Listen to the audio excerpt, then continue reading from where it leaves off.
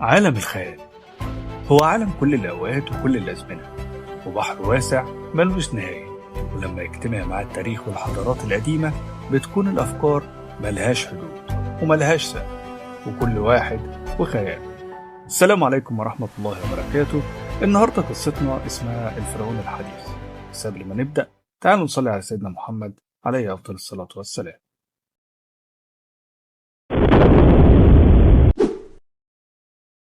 عالم آثار ودكتور في الجامعة، بيحب جدا شغله وبيحب الحضارة المصرية القديمة وتعتبر هي كل حياته. دكتور مسعود يعتبر واحد من أهم علماء الآثار في العالم، واكتشف مقابر كتيرة وعظيمة، ويعتبر من أوائل الناس اللي عنده علم باللغة الهيروغليفية وكمان يقدر يتكلم بيها. تقريبا حياته كلها عبارة عن الحضارة المصرية القديمة. ودي يا جماعة كانت أعظم مقبرة أنا اكتشفتها، لأن الكنز اللي كان فيها كتير جدا، وده إن ده اللي يدل على إنه كان ملك عظيم جدا، لأن الخدم ما بيحطوش كنز كتير مع الملك إلا لو كانوا بيحبوه جدا وكان عنده انتصارات عظيمة وكبيرة. وهنا بيستوقفوا طالب: طب واسم الملك ده إيه يا دكتور؟ لسه ما قدرناش نعرف اسمه بالظبط ولا الفترة الزمنية اللي مسك فيها، ولكن احنا لسه ما خلصناش في المقبرة ومش كل حاجة طلعت، بس أول ما نكتشف حاجة تانية هنبتدي نعرض. طيب يا شباب، كده المحاضرة خلصت. حد عنده أي أسئلة؟ وبيرفع إيده نفس الطالب: أيوة يا دكتور، أنا سمعت يا دكتور إن الفراعنة دول فضائيين وإنهم كان عندهم جميع الوسائل الحديثة. وبيضحك الدكتور باستهزاء: لا طبعا، الكلام ده أي كلام. الفراعنة أكيد كانوا أذكياء وكان عندهم وسائل مش حديثة أوي، ولكن كانت بتخدم اللي هم عايزين يعملوه عشان يقدروا يبنوا حضارتهم العظيمة. ولكن فضائيين وكلام فاضي زي ده لا طبعا. وبيرد عليه الطالب: يعني مش وارد يا دكتور يكون الفراعنة كان عندهم وسائل أحدث من اللي عندنا دلوقتي خلتهم يبنوا الأهرامات ويعملوا حضارة عظيمة زي اللي احنا بنشوفها النهاردة؟ آه، لو كلامك صحيح، ليه الوسائل الحديثة دي مش موجودة دلوقتي؟ وليه مش قادرين لحد دلوقتي نعرفها بالظبط؟ فالموضوع مش زي ما انت فاكر. تمام يا دكتور، شكرا. حد عنده سؤال تاني؟ طيب، شكرا يا جماعة واشوفكم المحاضرة الجاية. بيخلص الدكتور وبيطلع من المدرج عشان يركب عربيته، وإذ فجأة بيوقفه شخص من ظهره وبيقول: يا دكتور، يا دكتور مسعود. أيوة. ازيك يا دكتور؟ أنا فهمي يا دكتور، اللي كنت بسأل حضرتك في المدرج جوه.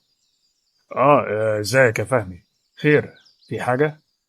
أنا معجب بحضرتك جدا يا دكتور، وكنت دايما بتمنى إن أحضر مع حضرتك محاضرة، والحمد لله اتحققت النهاردة في أول سيشن ليا.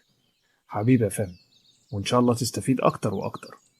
أكيد طبعا، ما أنا مع حضرتك. هو أنا بحب جدا الحضارة الفرعونية يا دكتور، ونفسي فعلا أتعمق فيها وأشوف مقبرة حقيقية. هل في إمكانية إن أروح معاك وحضرتك بتفتح المقبرة؟ بص يا فهمي، هو ما ينفعش، لأن لو وافقت على إنك تيجي معايا بقية الطلبة هيتضايقوا، وما ينفعش طبعا أجيب كل واحد معايا. تمام يا دكتور، وأنا متفاهم أكيد. معلش يا فهمي، بس إن شاء الله تتخرج وتبقى حاجة كبيرة، وساعتها أنت اللي تقدر تساهم في فتح أي مقابر جديدة، وإن شاء الله تكون أنت اللي مكتشفها بنفسك. ربنا يخليك يا دكتور، ده كلام يسعدني ويشرفني جدا.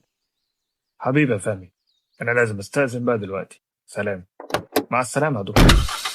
وفي وقت ما الدكتور قاعد على السرير وبيقرأ في كتاب قبل ما ينام وبيشرب عصير الليمون، بتجيله مكالمة ما كانش مستنيها خالص في الروقان ده: عم سيد حارس المقبرة. الحقني يا دكتور. خير يا عم سيد، في ايه؟ انا بسمع اصوات من المقبرة يا دكتور. وايه الجديد يا عم سيد؟ ما انت طول عمرك بتسمع اصوات من المقابر، ده العادي يعني. لا يا دكتور، المرة دي الموضوع مختلف. المقبرة بتنده عليا باسمي وعايزاني اخش المقبرة. ما تخافش يا عم سيد، النهار ما فاضلوش كتير، استحمل بس عقبال ما. وفجأة عم سيد بيصرخ بأعلى صوته: عم سيد، عم سيد. الدنيا ضلمة ومفيش حد موجود هناك. عم سيد اللي بيحرس المقبرة مش موجود. الوضع مريب وعجيب، والدكتور مش عارف ايه اللي حصل. الدكتور راح بنفسه المكان، بس المشكلة انه راح لوحده. بيحاول الدكتور يدور على عم سيد بس ملوش أثر، كأنه فص ملحودة. الدكتور مهما كان دخل قبور كتيرة، بس المرة دي غير كل مرة. المرة دي في حدث قبليها حصل، وهو اختفاء عم سيد فجأة بعد ما صرخ. طبعا الدكتور بلغ البوليس، بس هو وصل قبله وقال يستنى لما يجوا. بس فجأة بيسمع الدكتور صوت من المقبرة بينده باسمه. طبعا الفضول كان عند الدكتور ودخل لوحده من غير ما يستنى حد، هو والكشاف لوحده. دنيا ضلمة كحل، بس الكشاف يافي بالغرض. فضل يدور الدكتور ويعرف الصوت ده جاي منين ويفهم اللي بيحصل، وهل ممكن تكون تهيؤات وخلاص. بس فجأة بيلف الدكتور ظهره ويلاقي شخص في وشه. الدكتور: انت مين؟ ما تخافش يا دكتور، انا فهمي. بتعمل ايه هنا فعلا؟ ابدا يا دكتور، انا كنت معدي وشفت عربيه حضرتك بره، فقلت اشوف حضرتك بتعمل ايه هنا. مالكش دعوه، ويلا بينا من هنا. هي مش دي المقبره الجديده يا دكتور؟ هي، ويلا بينا من هنا بسرعه. وفجاه بيكعبل الدكتور على الارض، بس الوقعه دي خلتهم يكتشفوا سرداب تحت المقبره، واللي الفضول اخد فهمي انه يفتحه، وفعلا فتحه. بس الفتحه دي ما كانتش فتحه خير عليهم، واللي حصل بعدها كان أغرب من الخيال. الحضارة فضلت سنين وسنين، وكل العالم دلوقتي منبهر بيها، ونفسهم يعرفوا سر الحضارة دي وازاي قدروا يوصلوا للعظمة اللي احنا شايفينها دلوقتي. كل دي ألغاز وغموض محدش قدر يعرفها، وكل واحد كان عنده تفسير على حدود إمكانياته. بس الحضارة دي كانت إمكانياتها فوق الخيال. العالم باموس، واحد من أهم وأخطر العلماء اللي كانوا في العصر ده، قدر هو ومجموعة من العلماء إنهم يطوروا الحضارة الفرعونية ويبقوا سابقين زمانهم بسنين ضوئية. حرفيا قدروا يخترعوا جميع الوسائل الحديثة اللي بنشوفها دلوقتي. مش عايز أقول إن الوسائل والتكنولوجيا اللي شايفينها في عالمنا دلوقتي وعصرنا الحالي ما تجيش 10% من اللي كان موجود في الحضارة الفرعونية. في نهار يوم الاثنين بتوقيت الفراعنة بيصحى العالم الجليل باموس من نومه عن طريق الذاكرة التحليلية، بتخليه يصحى تلقائي من غير إزعاج في الوقت اللي هو عايزه. بيصحى العالم وبيخش ياخد دش ساقع عشان ينشط المخ على الصبح، وبيقول لمراته ميرت إنها تعمل له الفطار. بيفطر العالم باموس وبينزل وبيروح شغله. طبعا مش عايز اقول ان مكان شغله يعتبر من اخطر الاماكن اللي في البلد، ويعتبر هو عصب الدولة، واللي بيكون في مكان سري جدا محدش يقدر يعرف مكانه غير اللي شغالين فيه بس والملك. لو المكان ده حصل له حاجة الدولة يعتبر ما بقتش موجودة. وعلى مر العصور دول كتيرة معادية للفراعنة حاولت بكل الطرق انها تضرب المكان الحيوي ده عشان تقدر تغزو مصر بكل سهولة وتسيطر على حكم الفراعنة الممتد في افريقيا كلها، ولكنهم فشلوا. ومصر تعتبر هي عاصمة القارة، واللي من خلالها الفراعنة كانوا بيقدروا يتحكموا في القارة كلها بكل سهولة. صباح الخير يا كمانتو. صباح النور يا باموس. ايه اللي مأخرك النهاردة كده؟ انت مش عارف ان في اجتماع مهم من الجلالة؟ الفطار كان حلو قوي يا كومانتو، ما قدرتش اسيبه بصراحة غير لما خلصه كله. بعدين ما انا جيت اهو ولسه الجلالة ما جاش، فصباح الفل يعني. وبيخش الجلالة المكان بكل هدوء ويبدأ خطابه لكل العلماء الموجودين في المكان وسط هدوء تام وصمت قاتل محدش يقدر يكسره. النهاردة محتاجين نعرف آخر تطوراتنا الحضارية ووصلنا لفين وعملنا ايه مع ملف الأعداء مع آخر التحديثات. يا ريت يا باموس تتفضل تشرح جميع الملفات. بيقوم العالم باموس بكل شجاعة عشان يقدر يشرح للجلالة، ولكن وباموس بيقوم بقطعه شخص آخر. يا جلالة، ممكن قبل ما باموس يتكلم اشرح انا ملف الاعداء عشان انا اللي كنت ماسكه لو تفضلت جلالتك يعني. بيهز الجلاله راسه انه يتكلم. اللي بيقطع باموس ده العالم بارع، وهو بارع فعلا انه ياخد اللقطات بس بلا فايده. في الاخر القبول واخده كله باموس، عشان كده بارع مش بيحب باموس خالص ودايما جواه عداوه من ناحيته، ده بسبب الغيره والحقد. بيتكلم بارع وبيقول: انا توصلت عن طريق بعض الاستخبارات الامنيه ان الاعداء بيجهزوا لسلاح فتاك ومتين يقدر يدمر مدينه في ثواني، بس لسه ناقص لهم المرحلة الأخيرة من معادلة الانتهاء من السلاح. وده هياخدنا لاستنتاج مهم جدا، إن إحنا نقدر باستخباراتنا وجواسيسنا ناخد أسس السلاح الرئيسي ونحاول نوجد إحنا المعادلة الأخيرة ويبقى السلاح بتاعنا إحنا، ودي تبقى ضربة قوية جدا للعدو. بيقطع باموس بارع ويقول: ما ينفعش يا جلالة، المعادلة كده كده هيجيبوها وقريب كمان، إنما الصح إن إحنا نجهز سلاحنا الخاص اللي بالفعل اشتغلنا عليه. السلاح أقوى 10 مرات من سلاحهم، يعني بمجرد ما نوصل لنهايته هنقدر يكون عندنا قوة عظمى ملهاش مثيل، مش هتخلي أي حد من الأعداء يفكر في الهجوم أصلا. بيتعصب بارع جدا وشرارة الغضب بتنفض من عينيه، كأن باموس قتل كل محاولاته وخططه إنه يثبت جدارته قدام الجلالة. بيكملوا الاجتماع وبيتناقشوا فيه عن صعوبات وخطر ملف الأعداء وإزاي هيقدروا يبنوا السلاح ده اللي هيغير مجرى الفقرة البشرية كله، واللي يقدر يحافظ على سلالة الفراعنة إلى الأبد وما تنتهيش. تصنيع سلاح بالخطورة دي وأهميته ما ينفعش كتير من العلماء يكونوا عارفين جميع تفاصيله، بل هي مراحل فقط، يعني كل مرحلة بيقدر يعرفها عالم واحد بس. لكن الوحيد اللي عارف جميع المراحل هو باموس، وهو المشرف الأساسي على تصنيع السلاح ده. ومراحل تصنيع السلاح هي 4 مراحل، 4 علماء، وباموس هم بس اللي عارفين المراحل دي. بيروح باموس البيت بعد انتهاء يوم العمل الشاق وبيستريح في البيت، ولكن اليوم شكله طويل عشان يظهر إن مفيش راحة في حياة العلماء. بيجي الباموس مرسل بردي بطريقة قديمة، بيفتح باموس المرسل والاندهاش على وشه سبب البردية القديمة المبعوثة، وبيقرأ المكتوب فيها: سوف تعودوا كما كنتم، وسوف ينتهي عالمكم وحضارتكم قريبا، فلا تتعب نفسك وترهقها، فلتأتي معنا وطلباتك مجابة حتى لا تنتهي معهم إلى الأبد. بيتخض باموس، وده بسبب إن العلماء مش معروفين للأعداء. إزاي قدروا يوصلوا له بكل سهولة؟ هو ملهاش غير حل واحد، وهو إن في خاين وسطنا. وبعد دقيقتين بيجي لباموس خبرية إن العالم حورحب تم اغتياله، وده كان المسؤول عن المرحلة الثانية في السلاح، وبالتالي فقدانه يعني فقدان جزء كبير من تكوين السلاح. ولكن باموس الوحيد اللي يعرف جميع المراحل، فيقدر بكل سهولة ينقل تكوين المرحلة لعالم آخر. بس الموضوع مش سهل. الاكتشاف باموس لشخص خاين خلاه ما يقدرش يثق في أي حد آخر. اغتيال حورحب يعني العدو ابتدى يكشف العلماء واحد ورا التاني، وده أكتر حاجة خطر ممكن تحصل في تاريخ الحضارة الفرعونية. عشان كده قرر باموس بإخفاء سر مراحل تكوين السلاح للأبد في مكان مجهول، مكان من عالم آخر، مكان مستحيل يقدر أي مخلوق يوصل له مهما كان.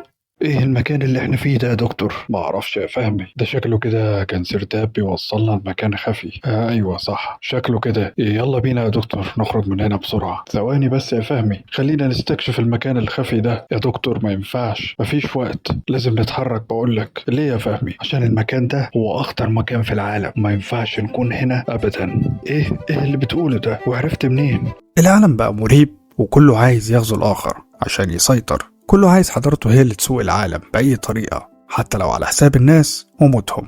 بس أنا مش هخلي ده يحصل، وهقف قدام أي حد يجي على شعبي أو يمحو حضارتي الفرعونية مهما حصل. أنا لازم أخبي تكوين مراحل السلاح لغاية لما نقدر نشتغل عليه من تاني، عشان نبقى قوة عظمى تحارب أي غزاة بكل سهولة. بيفكر العالم باموس كتير إزاي يقدر يكون منظومة أكتر سرية تقدر تشتغل على السلاح من تاني، وخصوصا بعد موت العالم حورحب المسؤول على المرحلة التانية في السلاح. واللي بيفقد السلاح تكوين مهم جدا، وهي المرحلة التانية، وإنه حاليا لازم يخفي المراحل كلها في مكان عشان يقدر يستقر ويجمع المنظومة عشان تشتغل مرة تانية. مبقاش واثق في أي حد حرفيا، ولكن افتكر باموس صديقه القديم نفر. هو عالم برضه، بس ما دخلش ضمن المنظومة اللي تبع الدولة، لأنه كان شايف اختراعاته لا ترقى إنها تكون للدولة. كانت اختراعاته بسيطة ولكن ذكية جدا، وكان بيحب السلام والهدوء النفسي. ولكن شغل مع الدولة فيه ضغط وعصبية وتوتر طول الوقت، عشان كده كانت اختراعاته تعتبر لنفسه فقط، كانش بيشاركها مع حد. بيروح باموس لنفر لمكان بيته وهو خايف وبيبص حواليه عشان ما يكونش حد بيراقبه، وبيفتح نفر الباب لباموس وبيتفاجأ إنه إيه اللي فكروا بيه بعد السنين دي كلها. بيدخل باموس البيت وبيشرح لنفر كل اللي حصل معاه، وبيشرح له وبيقول له على كل المعلومات السرية. بقالهم كتير ما تقابلوش، بس باموس كان بيثق في نفر ثقة كبيرة جدا. بص يا باموس، اللي انت بتقوله ده خطير جدا فعلا، ومحتاج تفكير عميق. ازاي نقدر نخبي مكونات السلاح عن العدو وفي نفس الوقت نعمل منظومة سرية تقدر تكون السلاح؟ انت محتاج مكان الجن الازرق ما يعرفش طريقه، ومحتاج على الاقل 4 اشخاص عشان يقدروا يكونوا السلاح، واحنا 2 بس. يعني الموضوع صعب يا باموس، وانا ما عنديش حلول الحقيقة. انا اسف بس مش هعرف اساعدك يا صديقي. احبط باموس جدا بعد اللي سمعه. كان فاكر ان صاحبه ممكن يساعده ويلاقوا حل سوا، لكن للاسف ما كانش فيه حل. بيخرج باموس من البيت وهو مكسور، مش عارف هيعمل ايه ولا ايه اللي هيحصل لو الاعداء قدروا يخلصوا سلاحهم قبل السلاح بتاعنا، وازاي هيقدروا يواجهوا العدو. بس قبل ما يخرج باموس من الباب بيوقفوا نفر. انا في خطة جت في بالي حالا، بس ما اعرفش هتنجح ولا لا، بس طالما مفيش حلول تانية فمش هنخسر حاجة لو جربناها. نفر كان عنده فكرة عظيمة الحقيقة، فكرة خيالية، فكرة ما جاتش على بال حد قبل كده في الوقت ده. احنا عايزين مكان الجن الازرق ما يعرفش طريقه ولا حتى يقدر يوصل له. طب لو المكان ده كان في زمان تاني، هل حد يقدر يوصل له؟ اكيد لا. البوابة الزمنية كانت فكرة سبع أسرع، محدش عمره فكر فيها، بس نفر كان عنده فضول يشوف المستقبل قبل ما يحصل. قدر يوصل بمعادلات صعبة ودقيقة انه يفتح بوابة زمنية يقدر يسافر بيها للمستقبل. ولكن المشكلة فضل نفر يحاول سنين بس ما نجحش. كانت دايما بتقف على معادلة، مش قادر يوصل لها. شرح نفر الخطة لباموس وإنهم لو قدروا يكملوا المعادلة اللي ناقصة يقدروا يكونوا منظومة سرية في مكان وزمن آخر، يقدروا منه يصنعوا السلاح ويرجعوا لزمانهم ويقضوا على الأعداء. وبمجرد ما يحصل ده لازم يدمروا البوابة دي تاني عشان ما يحصلش خلل في اتزان الكون. بس المعادلة الأخيرة هنوصل لها إزاي؟ فضلوا يفكروا كتير، وإن الموضوع مش سهل على الإطلاق. بناء بوابة زمنية هو حاجة من الخيال أصلا. هل يقدروا؟ وهل فعلا ممكن يعملوا حاجة زي دي ولا لأ؟ بس ما عندهمش حاجة يخسروها لو جربوا. وبعد ساعات من المحاولات ما كانش الموضوع سهل على الإطلاق، خد منهم وقت كتير، وللأسف ما عندهمش وقت. أخد باموس حباية تنشيط المخ اللي بتقدر تشغل المخ بكفاءة عالية جدا فوق ما تتخيل. الحباية فعلا اشتغلت وتوصل للمعادلة الناقصة، لكن البوابة ليها تحذيرات، مش بتفتح غير مرة في السنة، والعودة منها غير مؤكدة. وكشف البوابة دي عن طريق ناس من زمن آخر ممكن يعرض الكون كله إلى خلل وتدمير كل ما فيه. والسنة في الزمن جديد ممكن يكون يوم في زمنهم. يعني ما يقدروش بالظبط يحددوا هم محتاجين وقت قد ايه لصنع السلاح بسرعة عشان يرجعوا بيه للوطن بعد اكتمال تكوينه وتصنيعه. البوابة بتتفتح من تحت الأرض من مقبرة ملك عظيم وملهاش مكان تاني تتفتح منها. وبعد تعب ساعات كتيرة قدروا فعلا يفعلوا البوابة ووصلوا لمقبرة الملك اللي يقدروا من خلالها يروحوا زمن تاني. ما كانوش عارفين ايه مستنيهم في الزمن الآخر ولا هم رايحين فين بالظبط، وهيقدروا يجمعوا المنظومة السرية ولا لا في الزمن ده. باموس ونفر راحوا المقبرة ومعاهم تكوين السلاح، وفعلا فعلوا البوابة الزمنية ودخلوا فيها، وما قدامهمش غير سنة واحدة فقط والبوابة تفتح تاني من الزمن الجديد. فلازم خلال السنة دي يكونوا السلاح والمنظومة السرية ويرجعوا بيه للوطن عشان يقدروا يحافظوا على حضارتهم. وصلوا للزمن الآخر سنة 2030. احنا فين ومين دول؟ عالم جديد ليهم، عالم باين عليه التطور بس بطريقة مختلفة تماما. عالم فيه زحمة رهيبة وعدد السكان زايد بطريقة مخيفة. هو احنا في مصر؟ دي مصر فعلا، الأهرامات اهي. بس ايه اللي حصل؟ ايه التغيير الرهيب ده؟ مش مصدق عيني. هي حضارتنا اختفت ولا ايه؟ يعني احنا فشلنا؟ لا، ما فشلناش، بالعكس ده يثبت ان احنا نجحنا في الماضي، بدليل لسه الحضارة موجودة اهي ما اتدمرتش. يبقى احنا لازم نحافظ عليها فعلا عشان المستقبل ما يتغيرش، ومين عارف ممكن نغيره كمان للأحسن. أهم حاجة نمشي زي ما احنا في طريقنا ونكود السلاح. بس ازاي هنقدر نوصل لعلماء من الزمن ده تساعدنا؟ معرفش، بس أول حاجة لازم ناخد حبوب تغيير الملامح عشان شكلنا مختلف تماما عن العالم ده ومحدش يكشفنا. انت عرفت منين يا فهمي ان المكان ده خطير؟ انا هفهمك. انا مش فهمي، انا اسمي الحقيقي باموس من الحضارة الفرعونية القديمة، وجيت الزمن ده في مهمة يا دكتور، وكنت محتاجك معايا في المهمة دي. باموس؟ انت بجد باموس يا فهمي العالم المشهور في زمن الفراعنة؟ ايوه يا دكتور، انا باموس. الدكتور كان في حالة ذهول وما كانش مصدق اللي اتقاله، وبسبب الخضة اللي حس بيها بعد ما غير فهمي ملامحه لشكله القديم وهدومه كمان اتغيرت، أغمى على الدكتور في ساعتها. الأوضة كلها أبيض في أبيض في مكان كبير ومعقم. نايم العالم الجليل الدكتور مسعود على السرير، وشه باين عليه التعب والإرهاق والخوف في نفس الوقت. بيفتح عينه بالراحة بيلاقي الناس كلها متجمعة حواليه وبتقول له الحمد لله على سلامتك يا دكتور. ايه ده؟ أنا فين؟ ايه اللي حصل؟ الحمد لله على سلامتك يا دكتور، احنا لقينا حضرتك مغمى عليك في المقبرة الفرعونية اللي حضرتك اكتشفتها. الحمد لله ان احنا لحقنا حضرتك وانك قمت بالسلامة. بس ايه اللي وداك هناك بس يا دكتور متأخر في ساعة زي دي؟ مقبرة ايه؟ صح، فهمي. هو فين؟ فهمي مين يا دكتور؟ فهمي اللي كان معايا، انا كان معايا حد في المقبرة دي. لا يا دكتور، ما كانش حد معاك، احنا لقينا حضرتك هناك لوحدك. يعني ايه؟ يعني انا كنت بحلم ولا ايه؟ بيفوق الدكتور من الغيبوبة وهو في حالة ذهول، مش عارف هو كان حلم ولا ايه اللي حصل له، وبيروح البيت وهو مش فاهم حاجة وبيفكر كتير في اللي حصل. هل هو حقيقي ولا كان ده حلم؟ أكيد حلم، مش معقولة يعني حد من الماضي هيجيلنا المستقبل. ايه الهبل ده؟ لا مش حلم يا دكتور، أنا باموس، وبعد إذنك تسمعني قبل ما يغمى عليك تاني. بيبدأ الدكتور يستوعب إن الموضوع حقيقي وإنه مش مجرد حلم أو خيال، وإنه فعلا لازم يتقبل الأمر الواقع. بيبدأ يسمع الدكتور عن اللي بيقوله باموس، والموضوع أكبر من إنه يستوعبه على إنه حقيقي، بس ما عندوش حل تاني غير إنه يسمع ويتقبل كل كلمة بتتقال. الدكتور استوعب الكلام كويس جدا وما كانش مصدق نفسه إن الحضارة الفرعونية كانت متطورة أكتر ما كنا نتخيل، ده أكتر مننا بمراحل كمان، ومع ذلك كل ده ما وصلش لينا إحنا من اختراعات وتطور تكنولوجي. ده سببه إيه؟ يمكن الحروب اللي كانت على مر العصور، يمكن اختفت كل حاجة بسبب محاولة الأعداء للتخلص من الحضارة الفرعونية.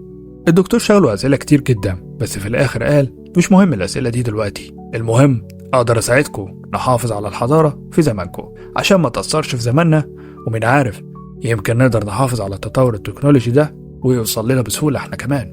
باموس طلب من الدكتور السرية التامة للموضوع، وطلب منه مكان يقدروا يتجمعوا فيه بسهولة عشان يقدروا يكملوا باقي السلاح ويصنعوه. ولكن عقل الدكتور مهما كان من زي عقولهم، هم أكتر تطور، ومهما كان فالدكتور برضه لسه موصلش للي هم وصلوه. ولكن بما إن الدكتور من نسل الفراعنة فالموضوع هيبقى متقارب. بيروحوا لمكان مهجور في الصحراء محدش يعرف عنه حاجة، وبيجمع الدكتور عمال كتيرة عشان يقدروا يساعدوهم في الحاجات اللي محتاجة عمالة. باموس بيدي الدكتور حبة من حبوب تنشيط الدماغ، بياخدها الدكتور وبيحس فعلا إنه شخص آخر بعد ما دماغه يعتبر اشتغلت بنسبة 100%، حاجة فوق الوصف. الدكتور ساعتها حس إنه ممكن يسوق العالم، بس ما عملش كده الحقيقة. وابتدوا فعلا في مهمتهم إنهم يصنعوا السلاح اللي يقدروا بيه يحافظوا على الحضارة الفرعونية. ولكن الموضوع مش بالبساطة دي. بعد ما لقوا مكان وقدروا يجمعوا الناس عشان السلاح، بس في جزئية فاتت عليهم، إن تكوينات السلاح مش شرط تبقى موجودة في المستقبل، وخصوصا إن ده عالم يعتبر مختلف عنهم، يعني الموارد اللي محتاجينها ممكن أصلا ما يلاقوهاش. وده اللي اكتشفوه فعلا لما السلاح كان محتاج مكون أساسي اسمه ريز. الريز يعتبر مادة خام بتدخل في صناعات كتيرة ومهمة جدا في كل الصناعات الفرعونية. افتكر باموس إن الريز متوفر وبسهولة، بس الحقيقة لأ، المصريين أصلا ما يعرفوش عنه حاجة. قعد باموس وهو بيفكر إزاي يقدر يحصل على الريز ده. ما قدموش غير حل واحد، إنه يرجع بالزمن ويجيبه معاه. بس إزاي هيقدر يخش البوابة وهي أصلا ما بتفتحش غير مرة في السنة؟ والفتحة الجاية لازم نخشها وإحنا معانا السلاح، مش رايحين نجيب حاجة وراجعين. قعد باموس يفكر كتير جدا وفعلا بيلاقي الحل. افتكر إن عنصر الريز مهم جدا عندهم، لدرجة إن كل حاجة بتتعمل منه حرفيا. ولما حد من الملوك العظام بيموت بيحط معاه كمية كبيرة من الريز بيتدفن معاه. فاقترح للدكتور الفكرة دي، وهي إنهم يروحوا مقبرة فرعونية ويدوروا فيها على الريز، وأكيد هيلاقوها هناك. استغرب الدكتور من المادة دي لأنه عمره ما سمع عنها قبل كده، ولكن الدكتور قال له إن الموضوع مش سهل، إن إحنا ناخد حاجة من المقبرة. ما تخافش يا دكتور، أنا بقدر أفك أي لعنة ممكن تحصل. أنا مش بتكلم على اللعنة، أنا بتكلم عن البوليس اللي هيكبسوا علينا لو خدنا حاجة. الموضوع ما كانش سهل خالص، لازم بكل هدوء يروحوا المقبرة اللي تحت حماية الشرطة ووزارة الآثار ويدوروا فيها على الريز اللي هيستخدموه في صنع السلاح. يا ترى ايه اللي مستنيهم بعد كده؟ ده اللي هتعرفوه في الجزء الخامس. وبكده تكون خلصت قصتنا النهاردة. لو عجبتك القصة دوس لايك واشترك في القناة، واشوفكم في قصة جديدة. سلام.